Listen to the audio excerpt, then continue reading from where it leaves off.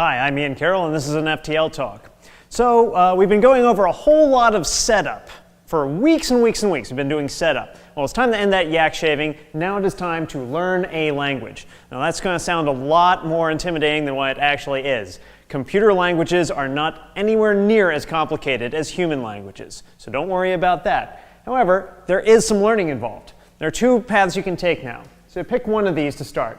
Either go to freecodecamp.com and start working on JavaScript. That's going to have a whole program on JavaScript, and it's great. Also, it's completely free, which is another wonderful thing about it. The other one is you can pick up this book. It's called Learn Python 3 the Hard Way by Zed Shaw. That one is really, really, really good, but it does cost some money. It's like 30 bucks. So that one's good if you want to learn Python. Pick one of these. I mean, really, it's kind of arbitrary. It doesn't matter which one you start with. As soon as you learn the syntax of one of them, the other ones all start making sense from that one. So don't worry about that. Anyway, that's it. So get started. Awesome.